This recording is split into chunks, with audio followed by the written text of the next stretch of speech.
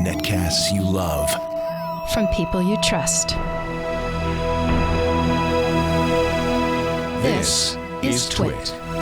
Bandwidth for TWiT specials is provided by CacheFly at CACHEFLY.com.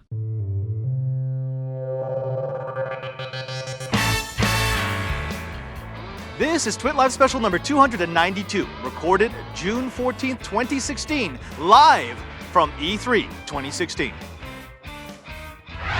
This TWiT Live Special is brought to you by Squarespace. Squarespace is the simplest way to create a cover page or beautiful website for your portfolio, blog, business, or online store. Enter the offer code TWiT to get 10% off. It's very easy to think of video games as a diversion, a distraction, an amusement, something that we do with our free time. But my generation has seen video games grow up, from simple arcade games, from Atari, from Pong, to a multi-billion-dollar industry that rivals the movie sector, the travel sector, and yes, even the tech sector. Which is why we brought TWiT TV here to Los Angeles for E3 2016.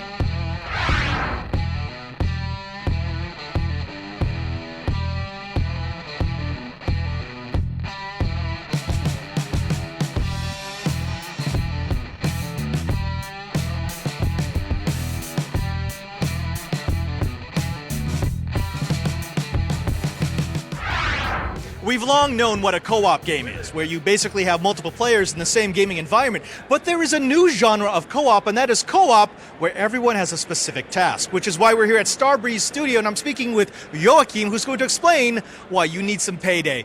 Now, this is the second game in the series. Tell me a little bit about Payday. How did it come about? How did you come to choose the cooperative features that you have? The cooperative features is the core gameplay of Payday. We're always trying to think 2 extra steps when we make the levels. So you need like one guy doing the drill, you need one guy covering, you need one guy checking where the cop's at, and that's what makes Payday interesting and fun, I would say. Now, I'm thinking of an experience we had a while back with Artemis, which is sort of a starship simulator where everyone had their set task. You had the captain, you had the engineer, you had the tactical, the weapons folks. You've done the same thing where, yes, you've got multiple players who are all in the same environment, but you have to have one person who's disabling the alarm and someone else is looking out for the guards. How did you choose where the division of work is? It's actually about the full balance of the game, because if you play on like very hard, you could actually have all players going on one task and then one task and then one task. But when you go up to like Overkill and Death Wish, you need to be more effective. So it's the core game with the skills, the balance, plus how the level is built. So you need to think of the whole aspects of the game to get that working. Then you have different skill trees, a tank, support, classic RPG things.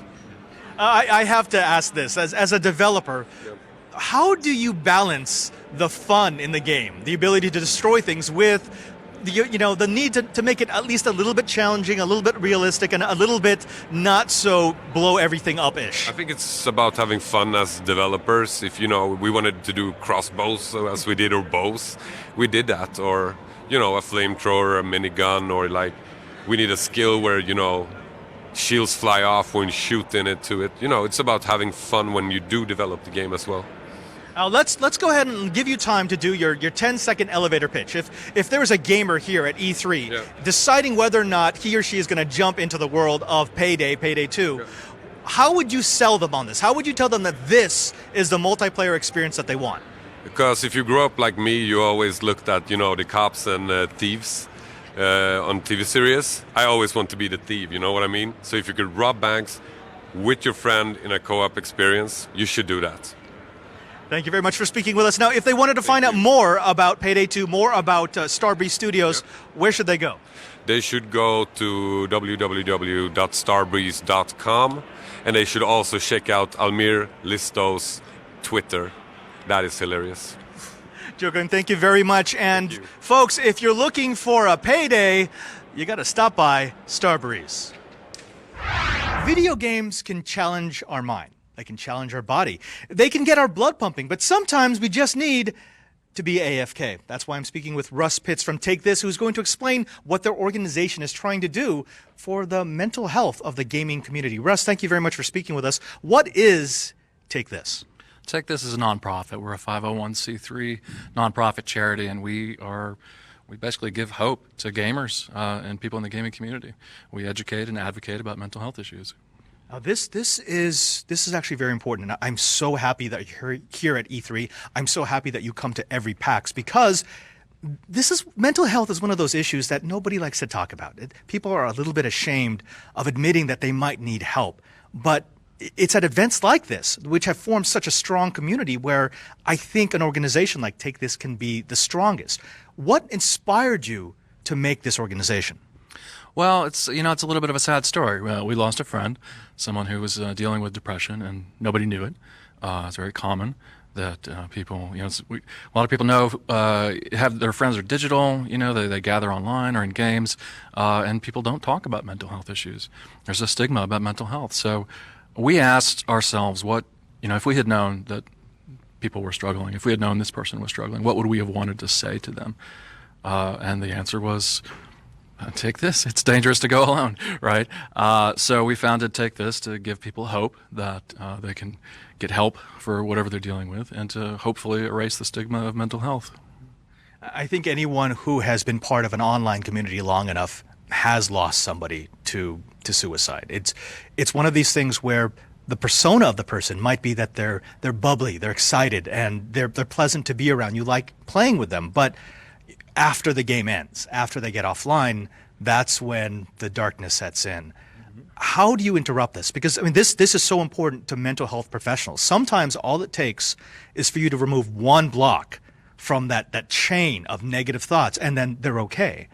But how do you spot when someone is in trouble? And then what do you do once you think someone is in trouble? That's a really good question. A lot of people turn to video games and online communities as a way to sort of deal with their issues, to sort of self-medicate in a way. And sometimes the communities aren't really helpful to that. A lot of times games and online communities can exacerbate mental health issues. So we as an advocacy organization, we're technically a non-care org, so we don't do any kind of therapy.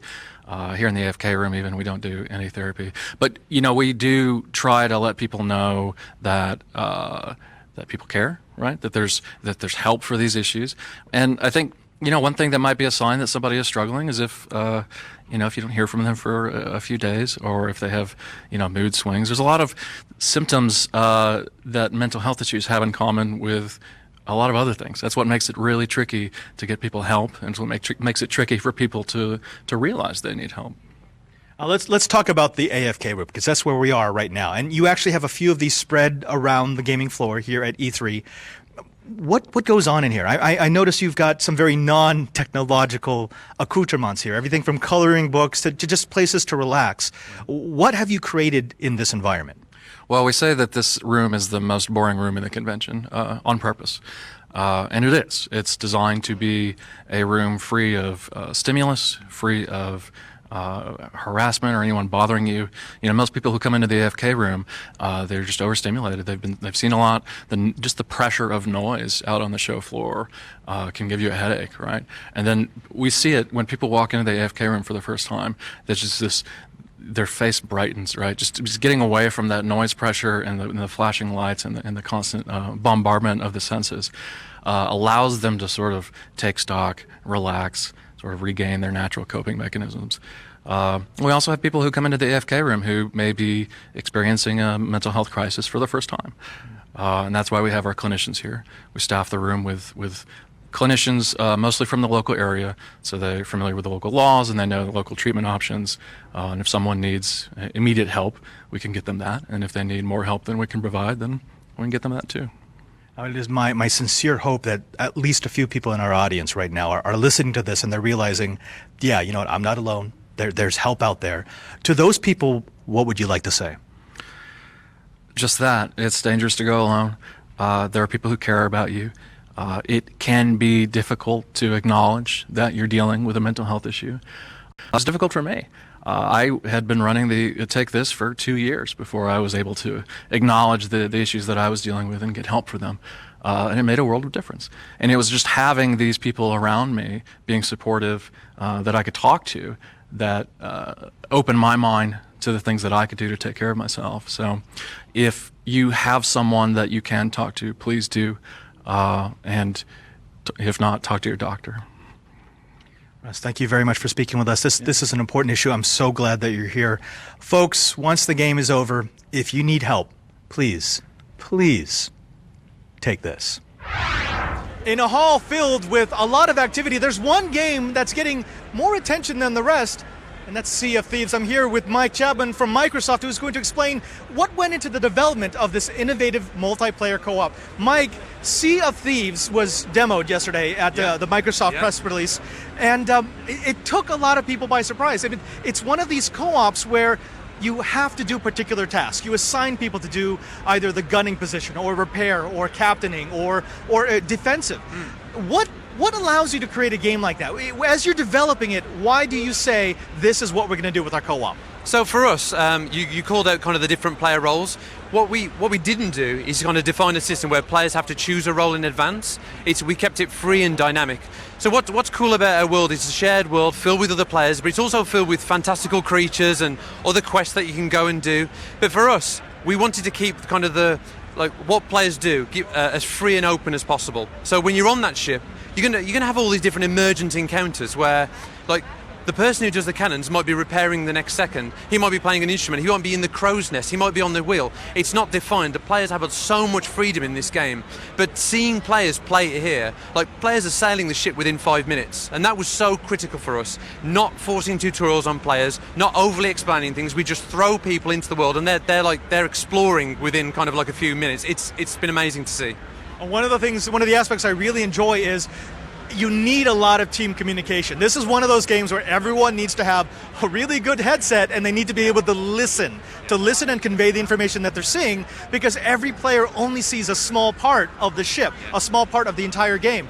What have been the best players that you've seen? Because we've seen just a load of gamers come through here. Who are the ones who seem to cooperate the best?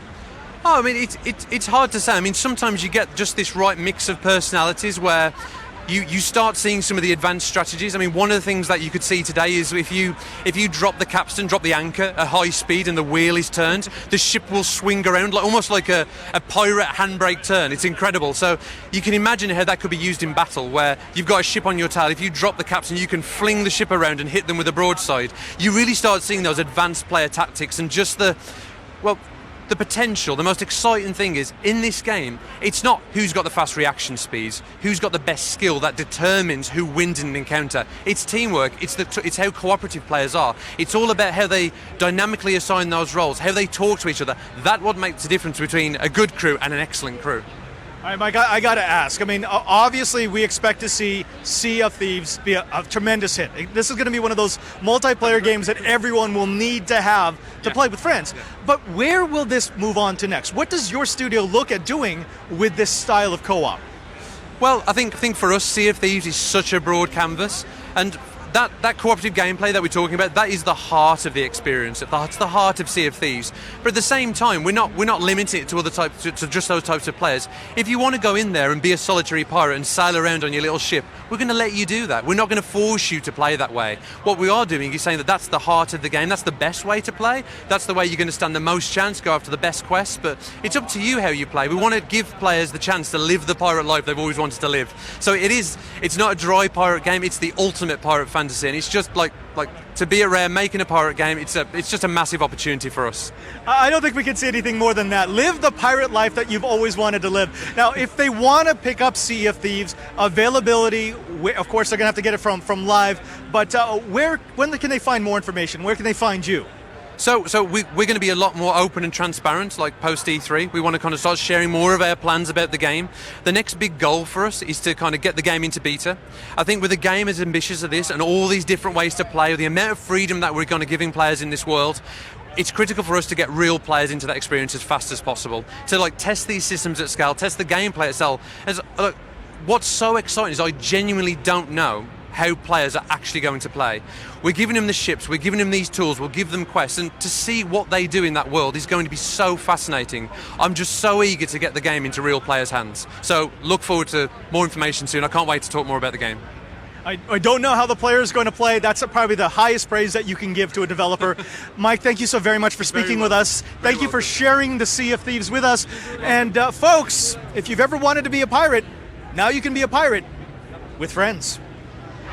Solid graphics, good gameplay, and a real story are some of the things that we look for in top-notch games. But sometimes you just want something that's real. I'm here with Mr. Parsons at LEGO, looking at LEGO Dimensions. Now, what is this? This is not just a Lego piece. This is part of a video game. Yeah, this is part of LEGO Dimensions. So LEGO Dimensions is a Toys to Life video game that we launched last year, which had a whole host of huge IPs, and we're talking huge when you've got likes of Simpsons or Doctor Who or Batman. There's so many cool IPs, but it's a game that brings these toys to life in 3D. Now, we're here at E3 because this is actually our second year where we're bringing even more IPs into that same space, basically allowing people to take. This year we're going to add Gremlins, Adventure Time, Harry Potter, Ghostbusters, Goonies, which is my number one favourite.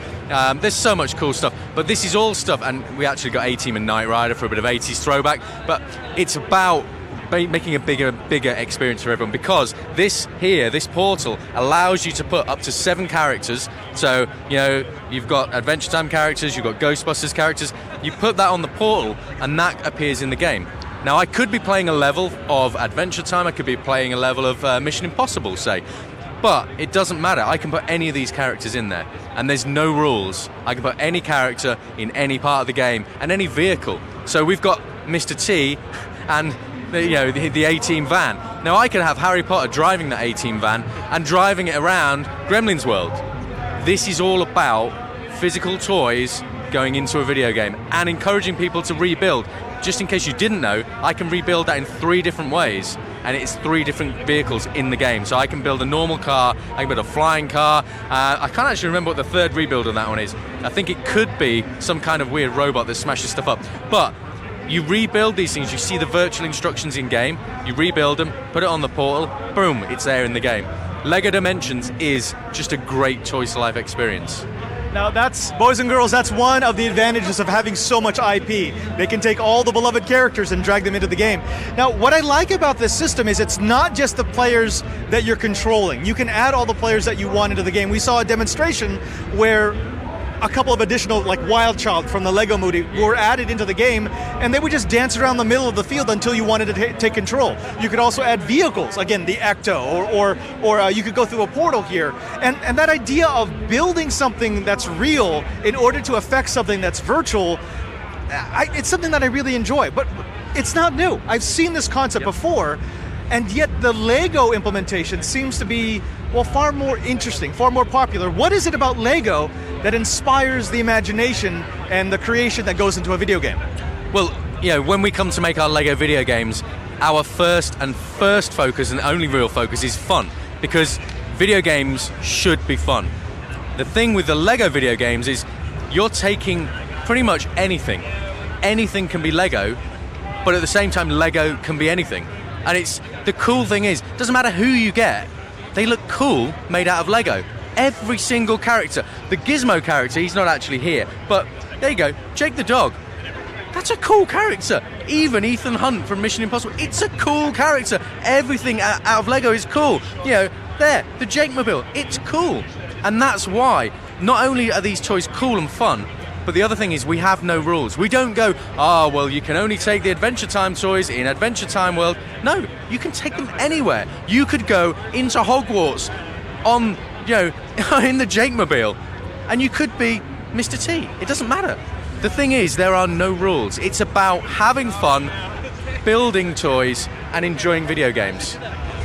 What's the next step? I mean, obviously, you can take more and more of the IPs, you can add more and more of the story, so it's sort of a never-ending game in that sense. But where would you like to see Dimensions next year? Where would you like to see Dimensions at E3, say 2019? By that time, what will you have designed, created for our enjoyment? Well, here's the thing, okay? The time and effort that went into developing this particular gamepad, because it allows 7 characters, we use it as a controller, the toys don't sit on there, you move them around, there's innovative gameplay experiences. For year 2, we've made that huge. Looking ahead, there's so many possibilities. And the key thing is, all you need is that one gamepad, because we are not making you buy a new gamepad every year. You buy your one starter pack, anything is compatible from any year, and yeah, next year, I don't know. Anything could be there. I really genuinely don't know. That we have so many ideas of great things that we can do, but there's so many great things already. It's like, this year, we allow 4-player battle arenas. Like, last year we didn't have that, we added it this year. Yeah, we'll add this, and we'll add some new content, and then we'll make bigger packs, but you only need that one starter pack to get you started. All the accessory packs, you can buy as many or as few as you want. You don't need to, but innovation is what we're about. And so, yeah, I'm sure when we get back from E3, we'll finish up year 2, scratch our heads, come up with some crazy ideas for next year. Well, as a geek who grew up with Legos, building spaceships, castles, and pretty much everything, I can't wait. Thank you so very much for speaking with us. Now, if they want to find out more about LEGO Dimensions, where to get it, where to play with it, where can they go? Okay, so LEGO Dimensions is available pretty much in any store, either online or just walk into your local Walmart, Target, other stores are available. Pretty much any store will stock it. As well as that, if you want to find information out, then you can just go hit up on social media. You can go, I think it's at LEGO Dimensions on Twitter, LEGO Dimensions on Facebook. Excuse me. If you can't go on social media, then just look up online, search LEGO Dimensions in a website, bang, and you get all the information you need. Thanks again for spending time with us. And if you are a fan of studs and putting things together, LEGO brings it to a brand new dimension. Here we are inside the Nintendo booth at E3 to tackle some of the harder issues. Specifically, what do we do with the dramatic decline of the value of the rupee? I'm here to speak with Mr. Link himself, who might offer some financial compensation. Link, what would you say about the dramatic drop of the rupee? There you have it, a man of few words, but of a lot of action here at E3. We're always tackling the hard issues. We'll be right back to our TWiT live coverage of E3 here in Los Angeles. But before we go there, let's go ahead and take a moment to thank the sponsor of this TWiT live special, and it's Squarespace. Now, maybe you need a professional-looking blog, maybe a portfolio to show off your latest work. Maybe you just need a presence on the internet. Well, the easiest way to get that presence is with Squarespace. Sites look more professional. They look better designed. They look better beautified with Squarespace, regardless of your background with code. Now, it all has built-in mobile, which is very important. You need a responsive design that looks as good on a phone or a tablet as it does on a desktop, and that's what Squarespace is known for. Now, with Squarespace, you can get a free custom domain with an annual purchase and access to 24/7 customer support. And they recently unveiled 5 stunning new magazine-style templates with interactive features, which include things like grid-style landing pages to allow visitors to browse through all posts in one place, an infinite scroll, which automatically populates more posts, which is important because you always want your page to look new. They've also got related posts that can appear at the bottom of the page, encouraging visitors to continue clicking through. Once they've found that story they're looking for, why not go to the next, and the next, and the next? It's all traffic for you, and it's all good with Squarespace. You can also have author profiles, which makes it easier to credit the right creator for each post, and for visitors to find more posts by that author. And of course, they have an integrated search field in the header, which lets your readers get to the results quickly. Most of all, it's never been easier to sell online. You can power your business with Squarespace Commerce, the only platform that lets you create, manage, and brand your store in a beautiful way that looks like you. They have a basic plan and an advanced plan that has features for your growing business, and it lets you accept payments instantly. Folks, if you're looking for a way to get on the internet, a way to get your presence on the web, a way to show off your work, whatever it might be that your passion is, you need Squarespace. So here's what we want you to do. We want you to start your free trial at squarespace.com. Make sure to use the offer code TWiT to get 10% off and show your support for this TWiT Live special. I'm Father Robert Ballecer, and back to all the goodness here at E3. Conventional wisdom tells you that you need 2 types of computers. You need a laptop to be mobile, to be portable, and you need a desktop to give you that power. Well, here at Razer, they take conventional logic and they throw it out the window. I'm speaking with Kevin Sather from Razer, who's going to explain why they've got the ultra-portable, ultra-powerful Razer and Core. Kevin, we first saw this at CES and it blew us away, both with its styling, with its power, and its price point.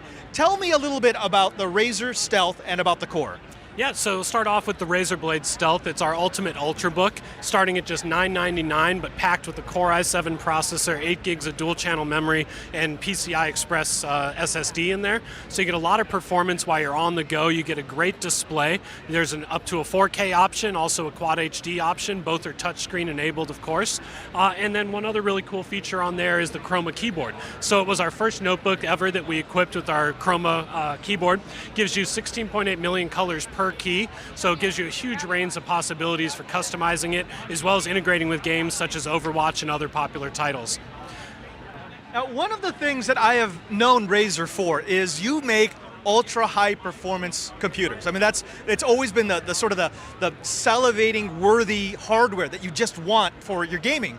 But in this, you've really made a device that I could use for business. I could take this to the office. It fits in perfectly well with all the other executive Ultrabooks, and then I take it home and I plug in the Core and I'm good to go. What is the Core?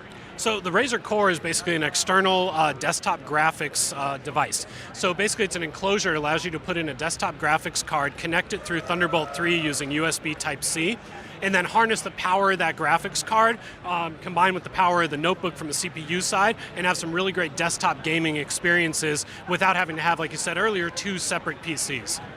This is a geek wet dream, because for years and years and years, I've known in the maker community we have different ways of bodging together some sort of connectivity between a laptop and a video card. That's the ultimate docking station. The idea that you leave the heavy things that require a lot of power, a lot of cooling, a lot of weight at home, and then you just take the core computer with you. And you've actually executed it here. Now tell me, what are the considerations when you're designing something like this? How does Razer put together a computer? How do you put together an ultimate notebook? Yeah, so it starts off with getting a lot of feedback from our fans. So we always are in constant communication with them, asking them, what are we doing right? What are we doing wrong? What do you want to see from us next? And really what we kind of started to discover was there are a lot of people that they either have a desktop rig that they're happy with, but they want a notebook that appeals to their lifestyle. So that's a great solution where they can still have 2 PCs. But we also realize there's some people that want to have an ultra-portable notebook. They want to have a desktop gaming experience, but they don't want the burden of having to manage 2 separate systems. So that's where the concept really kind of got a foothold with us, and we said, you know what, there's a lot of really cool use cases for this. Gaming obviously being one of our favorite uses for it, but also video editing and other things that require a lot of graphics performance. Now you have that option to have that without sacrificing the mobility of the notebook and still have that great desktop experience at home. That's exactly what I was thinking. Even though this was designed to be an at-home device, you come home, it's connected to all your peripherals because you can hook up your USB devices to the Core as well. It also doubles as the charger for the notebook, so it's literally a 1-cable connection. But as a video editor, I would love to carry that extra power with me, have the notebook on me, have the Core in my check-in luggage, and I've got a desktop workstation for me to edit while I'm on the go. Let's move past this, because of course this is E3, and the hot game of E3 is Overwatch. It's breaking records, it's got people playing it in droves.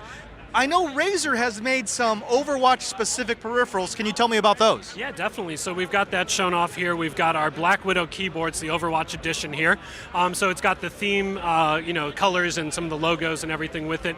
Still the same great keyboard you expect from Razer with our mechanical keyboard switches. It's also Chroma enabled. So we took it a step further. Not only did we integrate the look and feel of Overwatch into the design of the peripherals from a physical design, but we also integrated Chroma into the game as well. So when you're selecting a character, it'll change colors on the keyboard and the other Chroma devices. When your ultimate's ready, it'll flash that key letting you know it's ready to go. So a lot of really cool integration that developers can do with the power of Chroma that spans not only to the peripherals, but also the notebook has that Chroma keyboard built in as well. This is all great tech. If they wanted to find out more about this Ultrabook, about that Core, about your gaming peripherals, where would be the best place for them to go? Best place to go is razerzone.com. It's our webpage where you can find all the information about our products. Also links to our store there where you can purchase all the great stuff you see here today. Kevin, thank you very much for speaking with us. Thank you for sharing the tech. And remember, if you are looking for the ultimate portable gaming experience, nothing cuts as deep as a Razer. One of the holy grails of video games has been to make it completely interactive with reality. Now we've got AR and VR showing us the way, technologies that allow us to enter into a newly created world. But what we have here is The Last Guardian. Now this immersive, huge interactive screen actually uses two tiny little cameras at the top of the screen to see what you're doing. Now if you want to pet the Guardian, it will react one way. If you want to feed the Guardian with this barrel-like device, they've actually rigged it up so that it will shake when the Guardian gets near. And of course, as every Guardian needs, it has a shield that will just piss it off. We will see some of these technologies slowly work themselves into more and more of Sony's offerings. You'll see not just VR, you'll see not just AR, but you'll see products that blur the distinction between augmented and real. Now, excuse me, I've got to go feed the Griffin. Mario, Luigi, Donkey Kong, and of course, Zelda. Of course, we're talking about the legendary characters of the video game industry, which is why we're here in the Nintendo booth, and I'm speaking with Kit Ellis, who's going to tell us about a new chapter in the life of The Legend of Zelda. Kit, Zelda is one of the most beloved characters of all time. It really was that title that showed us that you could make a more immersive world inside of video game machinery.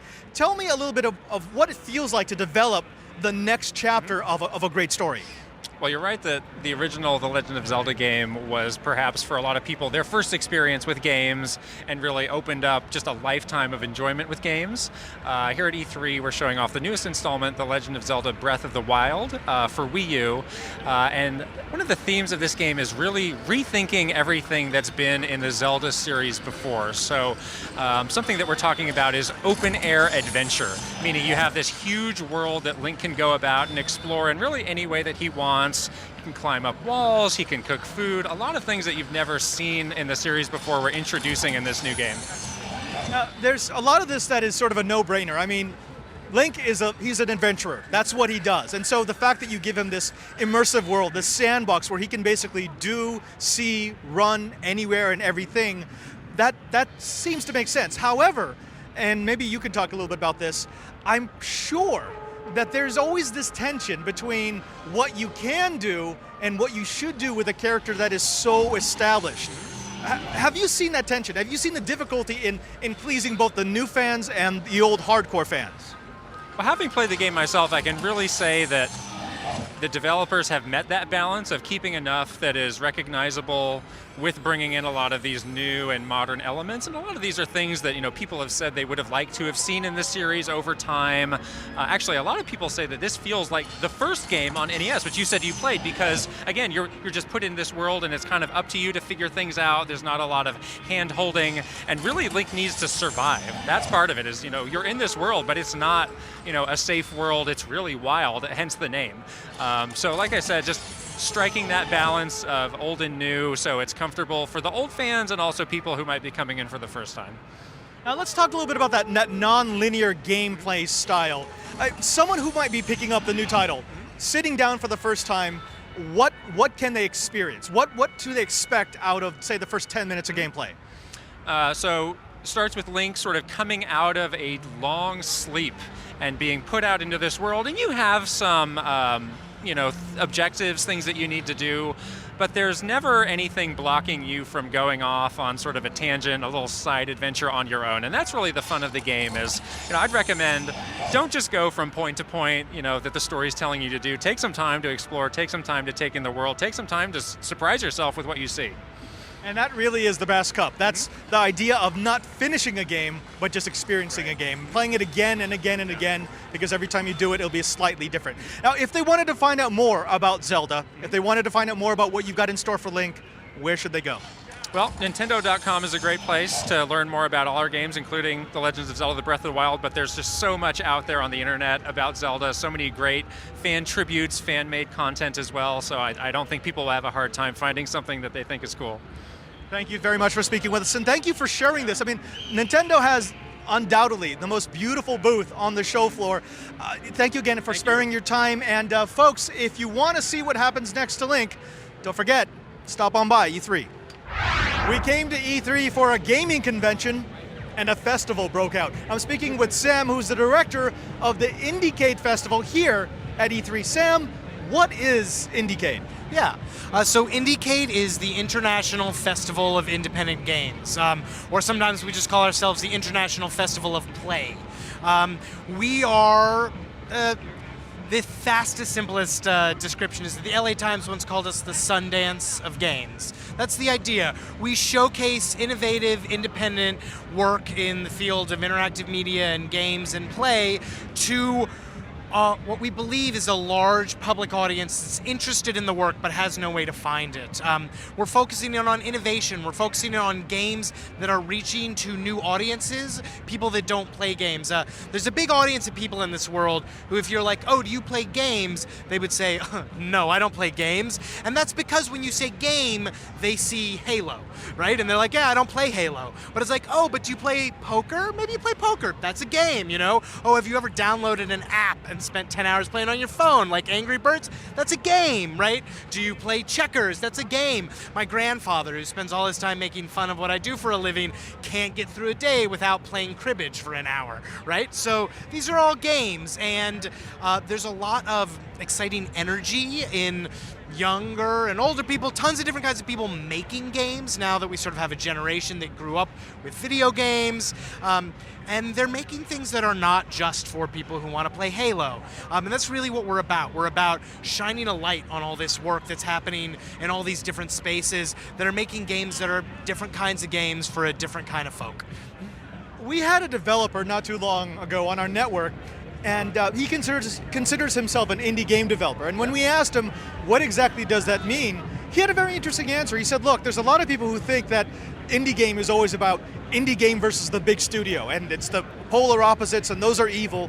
But what he said was, look, indie gamers and indie developers create games, consume games that the big studios maybe aren't ready to take a risk on, that maybe they don't quite see the long game, and they're the ones who actually get to innovate, who get to create styles of gameplay that we haven't seen before, that a big studio may eventually pick up. Is that what you've seen from a festival like this? Do you see developers who are just looking at creating the next great 30 seconds of play? Yeah, I think that that's a great description of what independents are. In a very real way, it's true.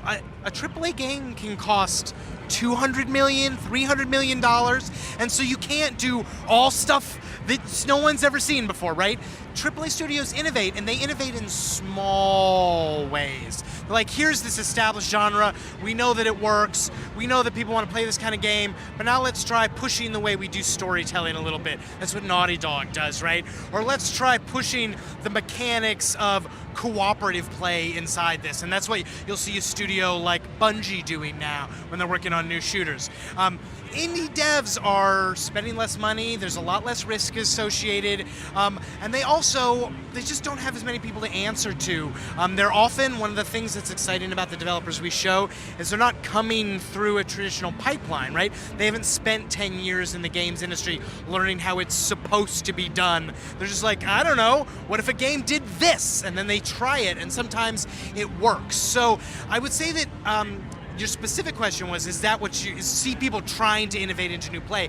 I would say we do get some people who are game players their whole lives, they have this deep knowledge of the field, and yes, they want to figure out what's a new mechanic, what's a new way to play it, and they've decided that indie is where they can do that. But we also have all these people who are a different side of that. They just love games, and they've grown up with them, and they speak game, right? Like, reading different kinds of media is a skill, and like, they know how games communicate, they know how games tell stories, they know how games make points, and then they just express themselves through that. You know, they're young people and they're artists, and they want to be self-expressive, and the way that they know how to do that and think about that is through games instead of novels or films or music or whatever. And it turns out that those people do tons of innovation too without thinking about being innovative. They're just thinking about, how do I tell my story? And that's also why IndieCade tends to be a space that has a real diverse set of game makers, people from unexpected backgrounds and unexpected places, because we find a lot of innovation in people who are just like, oh, I'm not like anyone else making games, no one's telling me what I'm supposed to do, and I'm just going to be who I am, in a game, and that's gonna make something that's actually stunningly innovative and new. Right behind us, one of my favorite things, we can't see it, but it's a game called Freakin' Weekend. And what Freakin' Weekend is it is a series of vignettes about being a young Latino game developer in East LA who lives with his mom and is trying to figure out how to make his games that express who he is and what his life's like. And the vignettes are tied together into this nice package in an app on your phone where you just sort of like play these little games that are about his life. And the developer is someone who's deeply inspired by hip-hop in the 90s. And I've known this developer a long time. We've had a lot of back and forth about this stuff, you know. And I always used to be like, you can't just be like, I'm going to be a hip-hop game developer. It's like, what does that mean, right? But what he proved to me through this game, through our conversations, is what he meant is, one of the things that was amazing about hip-hop in the 90s is you had a bunch of individuals coming from a specific cultural background expressing their viewpoint on the world and their background and their culture through the medium that made the most sense to them, right? And this thing that was a popular medium was also suddenly a huge window into a part of American culture that you didn't get to see otherwise.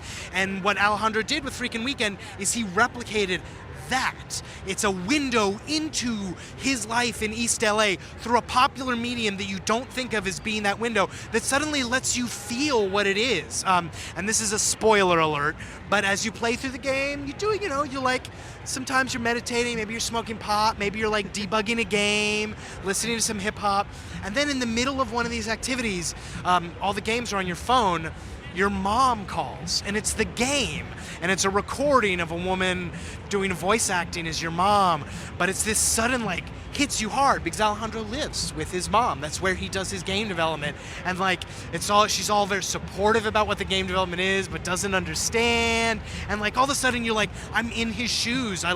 Suddenly I feel how like this is his everyday, and like some of these tasks that I did that seemed gamey are the challenges he faces, and some of these things that I did that just seemed sort of like fun and lackadaisical are how he like culturally spends his time and expresses himself, and it's just like a very revelatory moment. So it's that kind of thing that we're looking for and that we're trying to share with a broader audience. That's what we're about. Well, Sam, I am looking forward to the next Halo Wars, of course the next Battlefield, the next Call of Duty. I'm all about that, but I'm also looking for the next Meat Boy. Yeah. And that will probably come out of a festival like yours. Now, showed Meat Boy years ago, so yeah. If they wanted to find out more about IndieCade, if they wanted to find out more about your festival, where it's going to be next, where they can go and find it, where should they go? They should just go to IndieCade.com, IndieCade.com. It's got all of our games from all the years of festivals. It'll have the dates for our upcoming festival, which is in Los Angeles in October, 14th through 16th. We also, for the first time this year, have a Europe event, which is in Paris in November. And like I said, the best thing about the IndieCade website is we have a database of every game we've ever shown. There's hundreds of indie games on there. The database is searchable. You can go looking for stuff that you might never have heard of that is your next Meat Boy or your next Freakin' Weekend or whatever happens to be your personal favorite thing. And I also would encourage you, if you still like, I don't like video games. We are a festival of play, right? So we show tabletop games, we show playground games, games where you run around. We've shown VR and augmented reality for years. This year, even at the E3 booth, we're showing a game that takes place in a physical space that was built. It's a room with puzzles hidden in it. So please check out the website, learn more about us and our mission, but also the games we're showing and the developers. Thank you again, Sam. Thank you for speaking You're with us. welcome. And here at IndieCade, remember, they want to get you in the game. In the indie game. The hardcore gamers are only half of E3. The other half are the developers, which is why I'm speaking with Marcy from Samsung, who's going to explain what Samsung is trying to do to entice those developers into the mobile platform. Marcy, Yes. Mobile is huge, way bigger than most people ever thought it would be. Yes. But how do we get developers to move their creations from the desktop, from the high horsepower machines to the mobile devices? That is a great question. Well, I think that obviously the opportunity, right, that mobile gives to all the developers is the enticement. But for Samsung, what we're trying to do is we've launched this developer program. It's free, and our goal is to actually arm them with all the SDKs, documentation, technical support, right? One-on-one customer support to answer all of your questions. and also promotional opportunities. So you come on board, sign up for the Samsung Developer Program. We help you on a daily basis, and when you're ready to publish your app, we get you into the Galaxy App Store, where we can also continue to promote you in the store. So. We've got a pretty tech-savvy audience, and in fact, there's quite a few coders among our fans. So let me ask, what are the unique things about developing for, say, Samsung devices versus, say, developing for Steam, for developing for a desktop? What are the best pieces of software that you've seen over the last few years? Oh, that's a really good question. So I think that, of course, Samsung is famous for its hardware, right? And all of the devices that are part of our ecosystem. I think that's one of the strengths that we offer, that it's not just for one platform, right? But you can go across from your mobile phone to the Gear S2 devices, the wearables, to TV, right? So I think that is our huge strength. And of course, then we work closely with HQ on all of the different SDKs. So I think maybe one of the most exciting ones is the in-app purchase SDK, right? So that we can actually engage our developers to actually monetize in a much more quickly and effective way. Actually, that brings up an interesting point, which is Samsung owns so many screens. The TV, the computer, the phone, the watch, the wearable. We offer it all. You offer it all, but what tools do you have so that a developer could engage all those things? I mean, and have you seen any developers who have successfully done that? That is a very good question. I think for the U.S. market, it's really about working very closely with us on a one-on-one basis, right? I think that's really the trick. And then we help connect them to all the different divisions within Samsung. Yeah. Well, Marcy, you've given our audience some food for thought. Hopefully, they'll go and find out more about your developer program. Hope so. If they want to, where can they go? SamsungDevelopers.com. Yes. Thank you for spending your time with us. Thank you so much. And thank you so much to Samsung for giving us some of the most beautiful devices on the planet, some of the best hardware and software combinations on the planet. You've really, I think you've made a difference in this geek's heart. Oh, it's our pleasure, and thank you for featuring us. Yes. And if you're looking for the latest and the greatest at Samsung, they're developing. Yes. Mobile gaming has been well established as both a profit center and a huge use of our gaming time.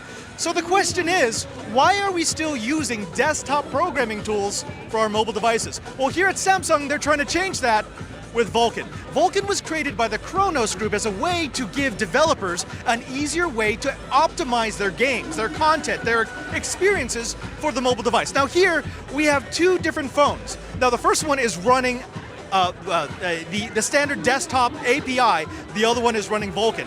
We can see that the one running Vulkan is so much smoother, so much slicker, and yes, the graphics just look so much more vibrant. That's because what Vulkan has done is it's brought the CPU down to a bare minimum, and then it's ramped up a GPU, a dedicated GPU, multi-core, multi-thread GPU, that allows you to access directly the resources that you need for your game. What does this mean? It means in the long run that you have better battery life. It means that you have an easier programming path. It means that your developers have more access to the hardware, and yes, it means that you can run much higher performance games on your mobile device. Now look for Vulkan to really take off across the entire spectrum of Samsung devices. It's not just going to be in their phones, it's going to be in their tablets, and soon enough, it's probably going to make it to their desktops and their laptops. Until then, I gotta get me some gaming on the go. Now you knew we couldn't leave E3 without talking at least a little bit about VR, which is why we're here at the Samsung booth, and I'm speaking with Paul Kim. He's the Director of Content and Services at Samsung. Paul, the Gear VR has been an unqualified hit. Here at Mobile World Congress in Barcelona, it has lines going around the booth. It's just an experience that people want to have. What do you owe that success to? I think it really owes to everybody who's involved in marketing, and of course our partner Oculus. Reaching out to different people and developers, be it filmmakers or game developers or unique experience creators that combine those together. It's been a really a combined effort that has been driving the interest. Samsung has had some incredible success in finding partners, and finding developers, and finding content creators to create content that people can consume. Why is that? I mean, for some of the other technologies, which I won't name, they're great, they're fantastic, I love them, but they're a little sparse on things to do with them. Why is it that Samsung seems to be having such an easier time at it? I think that's an easy question, actually. Easy answer. Samsung, as being a global brand, we have offices all over the world, and it's going to be hard for other manufacturers to match that our capability and our penetration. Now, one of the parallels that I can think of when I think about the Gear VR is cameras. Yes. Just actually not that long ago, less than a decade ago, Yeah, right. you had to have a phone plus a camera because your phone took horrible pictures. And then the technology evolved and it became your camera phone was the best camera that you had. Yes. I'm thinking it might be the same thing with the Gear VR because, yeah, some of the other headsets may have higher specs, but Gear VR is the VR you're always carrying with you. Right. What are you doing to sort of encourage that messaging? We do stress that it's portability. I mean, you look at all these devices out there, other than the charging cable that needs to be, attached. It just makes everything a lot easier to handle and carry. I've seen people from the airports now using it. I got an email from a really famous sports writer, how he's almost knocked over his passenger sitting in an airplane. But it's good. It's good to see that people are carrying it wherever they go. Last week I was in New York and someone was wearing a Gear VR headset inside the metro. Not sure if it's the smartest thing, but it's happening. Paul, thank you so very much for speaking with us. Now, if they wanted to find out more about the Gear VR, about where they could possibly try the experience, where should they go? I think the best the place to go is Samsung.com or Samsung Developers Network website. Thanks again. And if you are an owner of a proud Samsung product, well then your VR experience is probably already in your pocket. For the true gaming aficionado, there's nothing quite like having custom hardware, which is why we're speaking with Naveen from Microsoft, who's going to explain why everyone now has access to that gear that is just a little extra special. Naveen, why? Why customize? Why create different colors, different patterns, different styles of controllers and accessories? What is it about it that draws the gaming community? Yeah, so as you probably heard at our Microsoft briefing, we want to make gaming accessible to everybody in terms of how they play, where they play, the types of games, and that certainly extends to the hardware as well. So by introducing Xbox Design Lab, we're now giving fans a chance to design a controller that's truly and uniquely their own, and we're giving them over 8 million ways to do that. Now, this is one of those things that goes way, way back to the start of Microsoft's gaming, even before the Xbox, and that is people always have the controller that they particularly like, or they have a modification that they make because it makes them feel as if they have more control, a bit more trigger response. What are the different ways that they could, say, customize one of these? Yeah, so Xbox Design Lab at this time is all about color. So there's a lot of different options that you'll get in terms of choosing the front case, the D-pad, the thumbsticks, triggers, etc. But you can also add optional engraving with your name or gamer tag to really make it your own.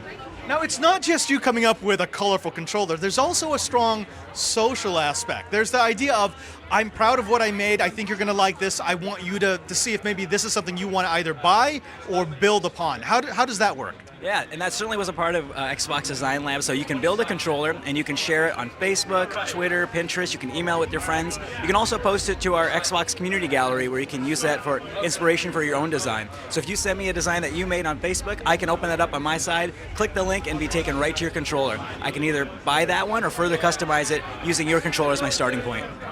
Now, what do you see as the future of this? I mean, obviously controllers are big. It's the piece that we most often come in contact with. But where else do you see the Design Lab coming into play? Because obviously there are some big designs at Microsoft for what it could be. Yeah, certainly. We're definitely thinking about where does this go beyond just controllers and color, and we're having a lot of discussions internally around, do we want to take this to more hardware? Do we want to add more customization beyond just color? And we're looking forward to seeing what the fans' response is to our first version of Xbox Design Lab, and then we're going to take their feedback into account and think about what we can do going forward. Fantastic. Now, Naveen, obviously the best place to see this is to come to E3, to experience this environment. But if they can't, where would be the best place for them to find out more information about the Design Lab, about the controllers, about the thousands of designs that have already come out of the minds of gamers everywhere? Yeah, there's a couple different options. So if you go to your local Microsoft store, you'll be able to get access to PCs where you can start designing your controllers in the store. You can talk to some store reps and see some of the controller models on display to give you a sense of the color choices and options that you have. But then also if you just go online and go to Xbox Design Lab's website, xbox.com/Xbox Design Lab. You can start to see all the different options. You can also follow us at hashtag Xbox Design Lab on different social media platforms to see some different design options. Naveen, thank you very much for speaking with us. Thank you for sharing your vision of a more colorful future. Xbox Design Lab, it's playing with style. Sometimes all you need is simple but slick gameplay and beautiful animation. That's why I'm speaking with Joseph from Microsoft, who is one of the animators for Cuphead. Now, Joseph, Cuphead is sort of like Steamboat Willie meets R-Type. What was the inspiration for making this game? The inspiration comes from the old 1920s cartoons, like the Fleischer Brothers, like the cartoons like Popeye, Betty Boop, Coco the Clown, like those types of games, like the very like rubber hose type animation. And we try to keep as faithful as possible to the style, including the imperfections of the character designs and the randomness of the situations that they're in. Like even the story is about two guys who owes the devil his debt. So in order to save themselves, they have to collect the debt of other characters.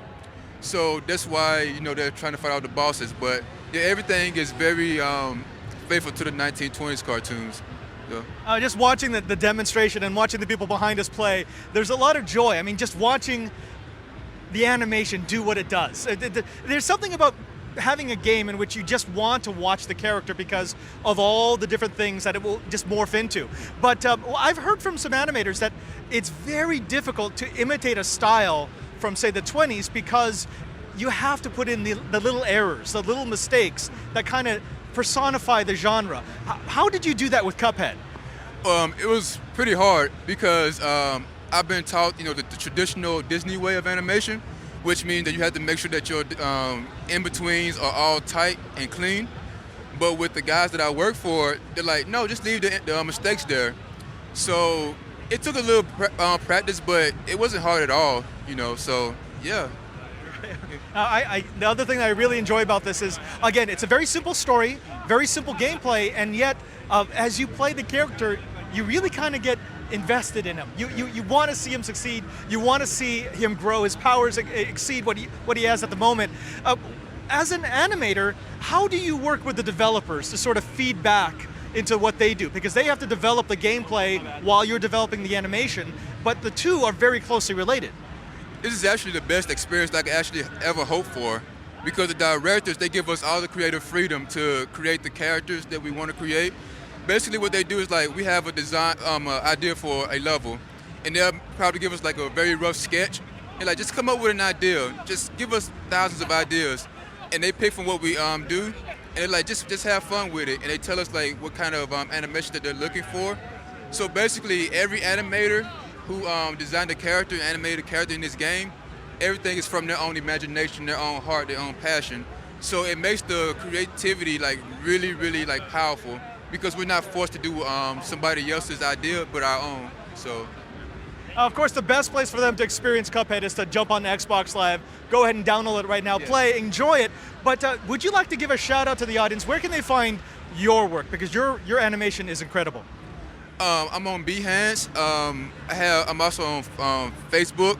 I'm on LinkedIn as well. My name is Joseph Coleman. So just type my name in, you'll be able to find me anywhere. So, Joseph, thank you very much for speaking with us. Thank you for sharing your art. And if you want to see what Steamboat Willie looks like at E3, get yourself some Cuphead. We're high above the West Hall here at E3 at the Microsoft booth, and I have the privilege of speaking with Letty, who's going to explain what Microsoft has brought to the party. Letty, yesterday was an interesting day with the Microsoft PR event, all the things that you announced, the different console, the different games. It's kind of overwhelming. Tell me, where should we start? Well, at the Xbox briefing yesterday, we really talked about three key things. It was about our devices that are coming, Xbox Live, and games. So maybe we start with the devices. Does that work? Yeah, let's do that. So tell me about, everyone's talking about the new consoles. What are they and why are they? Perfect. So we announced two new Xbox One consoles coming in the Xbox One family. The first one is Xbox One S, which is a console that's now 40% smaller than the last one. It's slim, it's sleek. The power brick, it used to be a very big power brick, and people have asked to put it inside, so it's now inside. It has HDR gaming, which is great, because it'll bring all games to life in such a vibrant way. as well as it has a 4K for video streaming as well as for Blu-ray discs. So I think the 4K UHD is great if they're a movie lover. So that one is coming, and it's starting this summer, and it starts at $299. So it's really a great thing for anyone who doesn't have an Xbox yet, or if they want another one in their house, that's a great way to go. I'm just going to say that a lot of people don't realize how significant that is. At that price point, you can now get a console that does 4K and does, and this is important, HDR. Some of the titles and some of the content that I've seen in HDR has absolutely blown me away. And I think once people start seeing HDR, they're not going to want to go back. But that's not the only hardware. Tell me about the new hotness. That's right. And just to add one point to your point, with the HDR, I mean, my favorite is with Gears of War 4 in HDR. Like, it's so beautiful. So definitely suggest that. So the other thing, we gave a little tease to something further in the future. It's coming next holiday, which is called Project Scorpio. It's also a part of the Xbox One family of consoles. That means that all of these will use same games, will work across all of them, the same devices, so the controller will work with all of them. This one is going to be true 4K gaming, so the most powerful console we've ever made. It has 6 teraflops, so it is so powerful, and it's what's needed for really true 4K gaming, as well as it'll be great for high fidelity VR as well. Microsoft has done incredibly well with the hardware. I mean, it's affordable now, it's high powered, and it can pretty much do everything from gaming to content watching. But one of the things that I really got excited by at the press release was all of the new live offerings, specifically the ability to play across platforms. This is something that gamers have been waiting for years. It doesn't matter what you're playing on, you can play with each other. How does that work?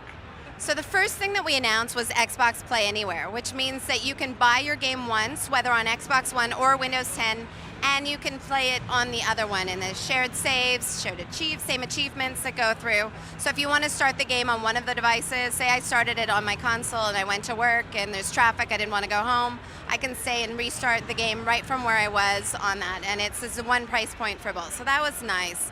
And then we're also working to bring Xbox Live across multiple devices. So on our stage, for example, we showed Minecraft Realms, and we showed someone playing on the Surface, someone playing on an iPad, and someone playing on Gear VR. We had John Carmack from Oculus on our stage demoing it, and they were all playing together. So that's the first time we're trying to make it so it's not about what network you're on, what device you have.